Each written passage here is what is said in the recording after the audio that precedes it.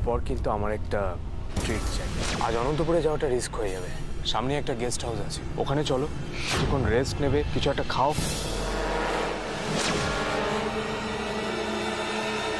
Please.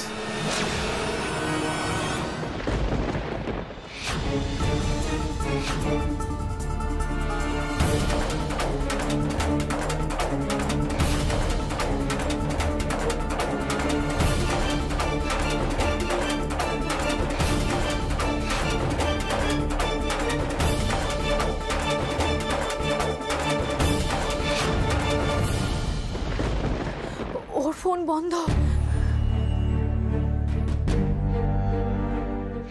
সারা রাত আমি এখানে ছিলাম।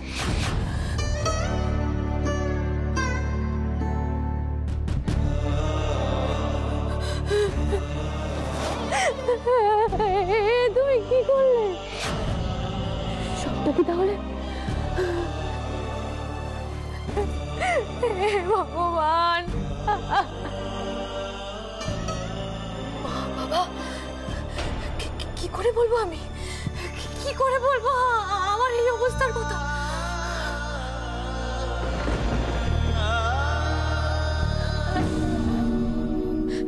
তোমাদের বিশ্বাস আমি নষ্ট করেছি বাবা, ঠকে গেছি আমি। তোমাদের পরে যাকে সব থেকে বেশি বিশ্বাস করেছিলাম সে আমার সবকিছু শেষ করে দিয়েছে। আমি এখন কোন মুখে তোমাদের সামনে গিয়ে দাঁড়াবো বাবা? কোন মুখে? কি লাভ এই জীবন রেখে? না, আমি বাঁচতে চাই না এভাবে। তার থেকে নিজেকে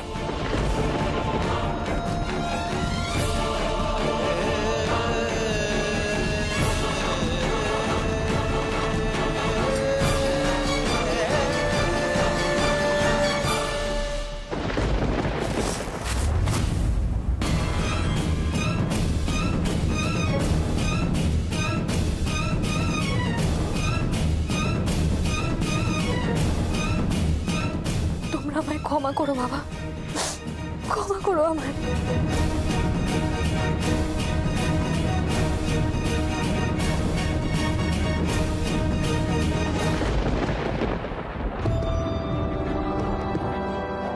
কোথায় গেল বলুন তো মানুষটা?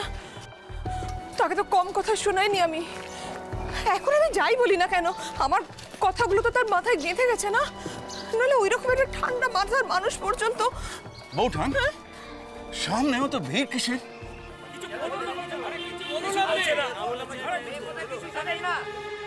তাই তো, চলো তো দেখি। ও দাদা, আরে কি হয়েছে কি? আরে দাদা দাদা, ও দাদা, আরে কি তখন থেকে এক প্রশ্ন করে চলেছো তোমরা? আরে দাদা রেগে যাচ্ছ কেন?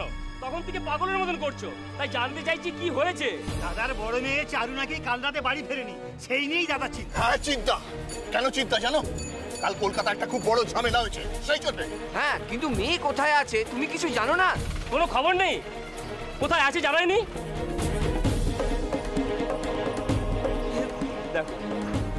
দেখি দেখি দেখি কি হচ্ছে? কি হয়েছে? কি খবর চাও তোমরা? চারু কোথায় আছে? তাই তো, চারু আছে ওদের মাসির বাড়িতে। খবর পেয়ে গেছো? এবার তোমাদের শান্তি তো? যাও যাও, চলো। ঈশ্বর কেন এদের সাথে কথা বলছে? চারু মাসির বাড়িতে গেছে, আর সে খবর বাবাই জানে না। জানে না? খবরটা আমরা এই মাত্র পেলাম। বাহ বাহ বাহ, কাল রাত থেকে মেয়ে বাড়ি ফেরেনি, কলকাতা মাসির বাড়িতে আছে। সেখান থেকে একটা ফোনও করতে পারেনি। এই এত খুশলি কিসে না? লোকের মেয়েকে নিয়ে এত প্রশ্ন কেন? চুপ, বাড়ি যাও সব, চুপ। সকাল থেকে কাজ কাম কিছু নেই, এখানে এসে লোকের পিছনে লাগছে। চুপ।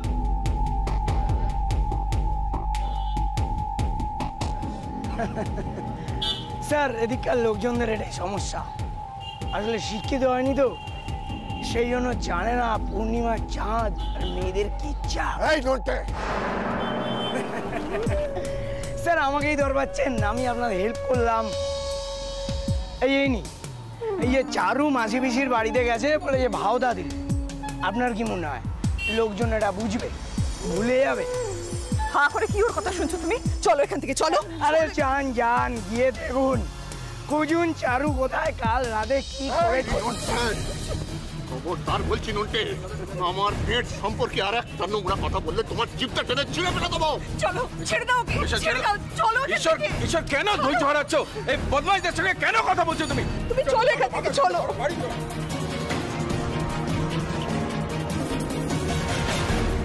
তুমি চলো। ওইভাবে গালাগালি দিচ্ছি কিভাবে আমার মেয়ের নামে জানাবো? শান্ত, আরে ওরা তো বদমাইশ আছে না? কি বাজে বলবো? কোথায় যাচ্ছে? আরে বসবো কি, আমার চারুকে খুঁজে পাওয়া যাচ্ছে? কিভাবে খুঁজে পাবে না তুমি? বাড়ি চলো, আমার কথাটা শোনো, শান্ত হয়ে বসো, ভাবো একটা ঠিকভাবে খুঁজে পাবে। কি করছে দেখো তো, তুই বলে বাড়ি গেলে চারুকে পাবো কি করে? পাবে তুমি।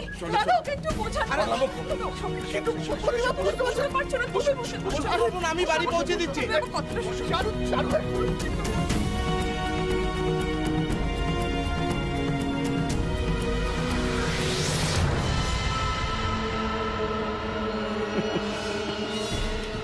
ওস্তাদের মার শেষ রাত। আর এই ব্যাপারে তো মিহিরদা ওস্তাদের ওস্তাদ। চারুর কাম তামাম।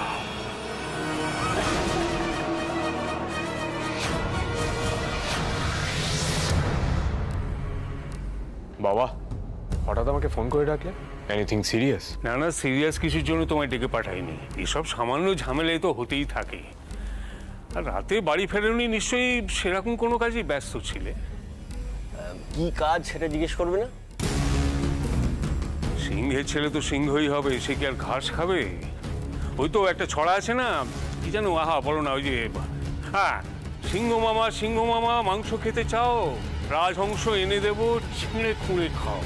না দাদা, ওটা হিংসা ভুলে যাওয়া হবে। আজকাল আমারও ভুল ধরছো নাকি সুজয়? না মানে ওই ছড়াটাই তো। আমার কথার মাঝখানে কথা বলার শাস্তি কি তোমার তো অজানা নয়? তুমি কি এসব ছড়া শোনানোর জন্য আমায় ডেকেছো? না মানে তোমার কথা আমি কিছুই বুঝতে পারছি না। তোমার বোঝার তো কোনো দরকার নেই মিহির বাবা, আমরা আছি, আমরা সামলে নেব। কি কি সামলাবে? বাবা, আমাকে এখানে ডাকার কারণটাই আমার কাছে পরিষ্কার নয়। কারণটা হলো তোমাকে কটা কথা বলবো, তুমি সেই মতো চলবে। কটা দিন একদম ফোন রিসিভ করবি না, এটা হলো 1 নম্বর। আর 2 নম্বর হচ্ছে কটা দিন এদিক ওদিক করো না যতক্ষণ না আমি বলছি। এইসব কেস খুব সেন্সিটিভ হয়, থিতোতে একটু সময় লাগবে হয়তো। তোমরা কি বলছো আমি কিছুই বুঝতে পারছি না। বলেছি তোমাকে, যা বলছি শুধু মন দিয়ে শুনবে।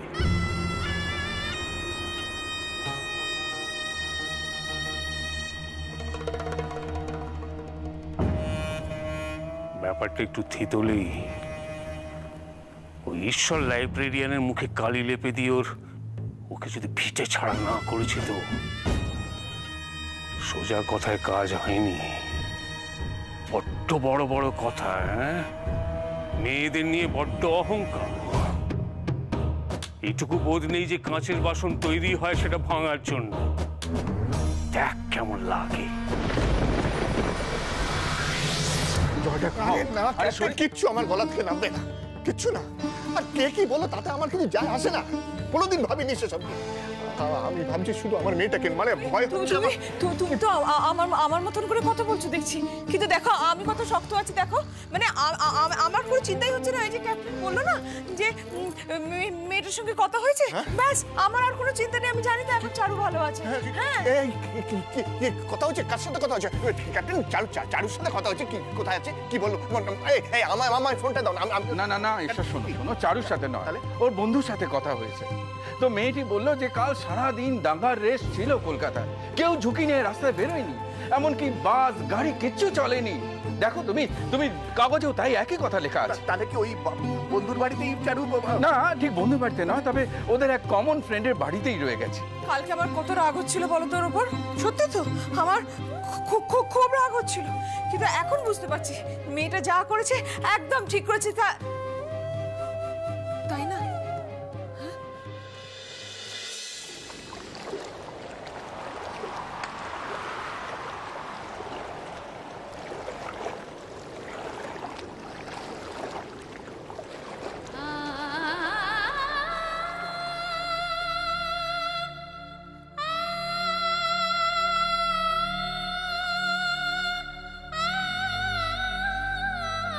আমার আর ফিরে যাওয়ার কোনো রাস্তা নেই।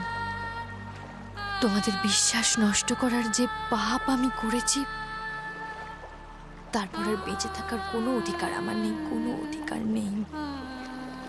জানি, আমি জানি এই পাপ ক্ষমার অযোগ্য, তবু পারলে আমায়।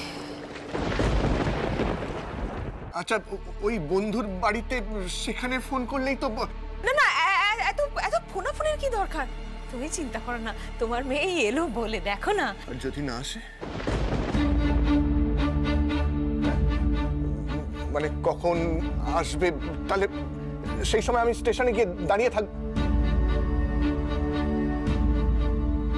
এই অনন্তপুরের লোকেদের তো এখন কিছুদিন এসব নিয়ে খুব আলোচনা চলে। চলো, বলুক সবাই। কিন্তু আমরা যেসব কথা শুনেছি সেটা যদি চারু মা শোনে তাহলে। চারু তোমার মেয়ে, ও এত দুর্বল নয়।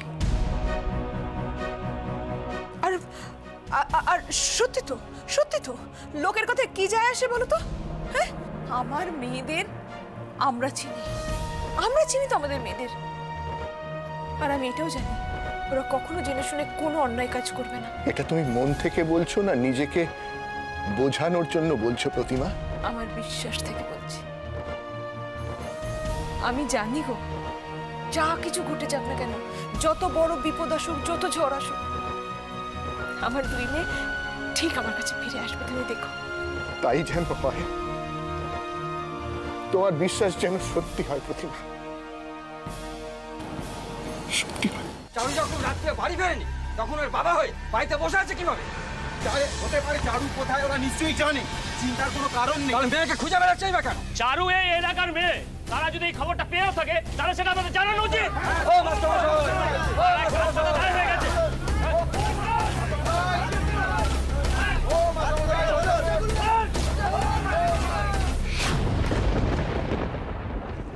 তোদের নিয়ে কেন এত ভয় করে সেটা যদি, ওরে তোদের নিয়েই যে আমার সব কিছু রে। ওরা নিজেদের পায়ে দাঁড়াবে, আমাদের দুজনের মুখ উজ্জ্বল করবে। ট্রেন চালু হলে প্রথম ট্রেনেই কিন্তু তুমি বাড়ি ফিরে আসবে চারু। হ্যাঁ বাবা, তাই হবে। হয়েছে শান্তি? কাল ফিরবো বলেও বাড়ি ফিরিনি আমি, কিছু জানাতেও পারিনি। মা মা মা বাবা তো চিন্তায় এতক্ষণে। আচ্ছা, মা ঠিক আছে তো? অসুস্থ হয়ে পড়েনি তো? বাবা বাবা তো নিশ্চয়ই থানায় ডায়েরিও করে ফেলেছে।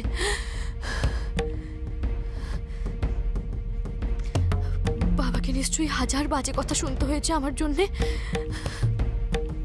আর গ্রামের সবাই কি জেনে গেছে আমি রাতে বাড়ি ফিরিনি? তাহলে তো এটা নিয়েই বাবা মাকে ওরা। না না, আমি না ফিরলে তো।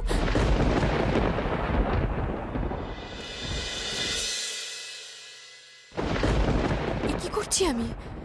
এখন ফিরলে সবাই তো আমায় প্রশ্ন করবে, জানতে চাইবে কোথায় ছিলাম আমি। কি উত্তর দেব? কি বলবো আমি সবাইকে? পাপ কখনো চাপা থাকে না। আজ বলবো না, কিন্তু একদিন তো এসব সামনে আসবেই। তখন তোমাদের শিক্ষা, আমার এতদিনের লড়াই সব মিথ্যে হয়ে গেল একটা মাত্র ভুলে। চিরকাল তোমার আদর্শ মেনে চলেছি, ভগবান সাক্ষী। আমার মনে কোনো পাপ ছিল না। তারপরেও এই ভুল আমি কি করে করলাম?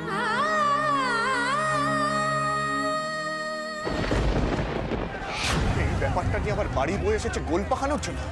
দাঁড়া, আমি বাইরে যাচ্ছি, গিয়ে ওদের সঙ্গে আমি কথা বলছি যে আমার চারু ঠিক আছে, ঠিক সময় মতো ফিরবে।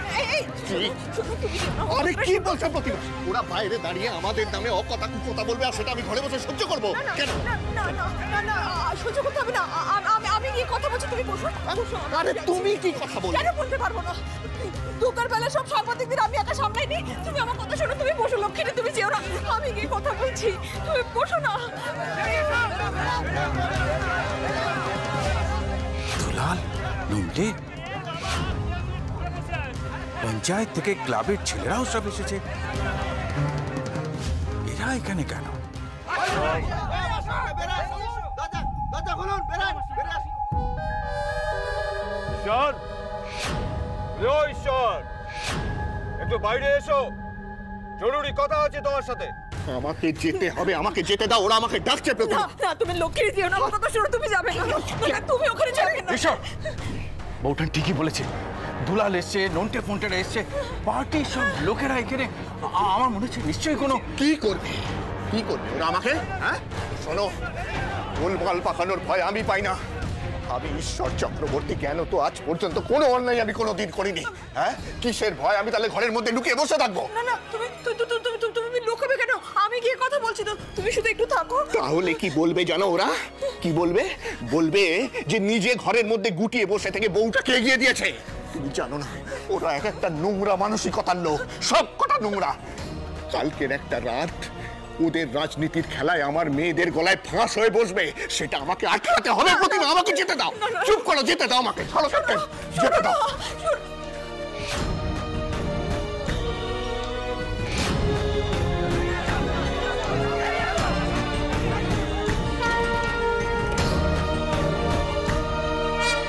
যাক, দেখা মিলল। তো একা কেন হে?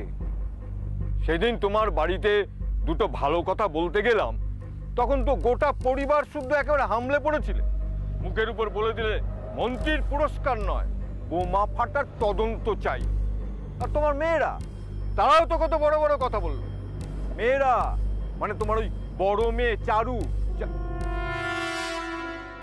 শুনলাম চারু নাকি কাল সারা রাত বাড়ি ফেরেনি।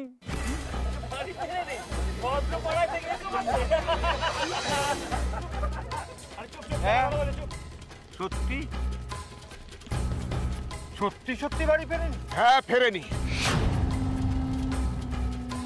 মেয়ে সারা রাত বাড়ি ফিরলো না, আবার সেই কথাটা জোর গলায় বলা হচ্ছে।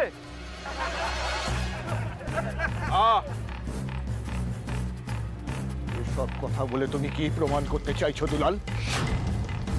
চারু তোমার হাঁটুর বয়সী মেয়ে, আর তার সম্পর্কে তুমি এই সমস্ত কথা? আরে আরে কি মুশকিল, সারা পাড়ায় হিড়ি পড়ে গেছে যে তুমি নাকি মেয়ের খোঁজে পাগল পাড়া। তা আমি তো খোঁজ নিতে এলাম, আর তুমি আমাকেই। আমি জানি কে কি উদ্দেশ্যে কি বলছে, আর তোমরাও জেনে রেখে দাও, একটা মেয়ে অনেক কারণবশত বাধ্য হয় বাইরে থেকে যেতে। কেন বাড়ি ফেরেনি, কোথায় ছিল, তার সব কৈফিয়ত আমি তোমাদেরকে দিতে পারি, কিন্তু দেওয়ার কোনো প্রয়োজন বোধ করছি না। ও স্যার, তার মানে আপনি জেনেছেন যে চারু কোথায় আছে, তাই তো? কি হলো, চুপ করে গেলেন কেন? আপনি কি সত্যি সত্যিই জানেন, নাকি আমি আপনার মেয়ের সম্পর্কে যা যা জেনেছি সেটা জানাবো?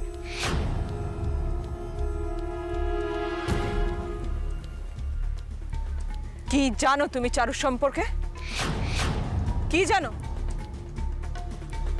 কি হয়েছে আবার চারু?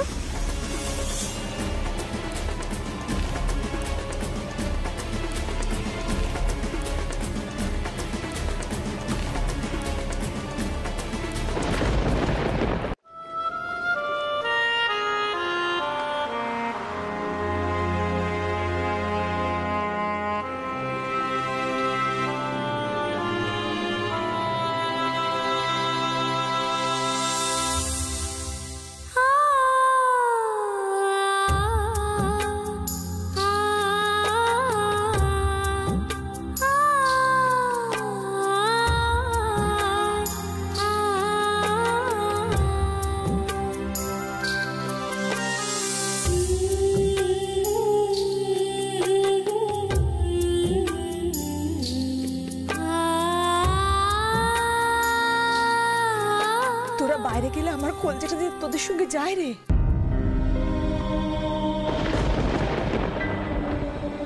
তুমি শেষ করে দিয়েছো আমায়। একটু বিশ্বাস, একটু দুর্বলতা,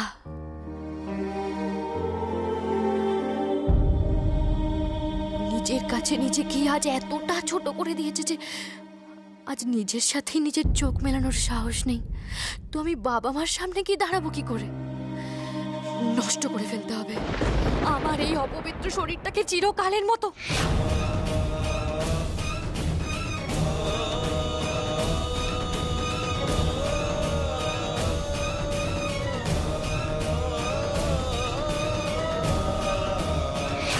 বড় হয়ে গেছে, লায়ক হয়েছে, নিজেদের ভালো মন্দ তো নিজেরাই বুঝতে শিখে গেছে না। তোমার আমার কি দরকার বলতে পারো? আমরা হেরে গেছি জানো তো। আচ্ছা ঠিক আছে, এইবারের মতন কিন্তু শেষবার, হ্যাঁ ক্ষমা করে দিচ্ছি। এরপর যেন আমাকে আর নাম বলতে হয়। না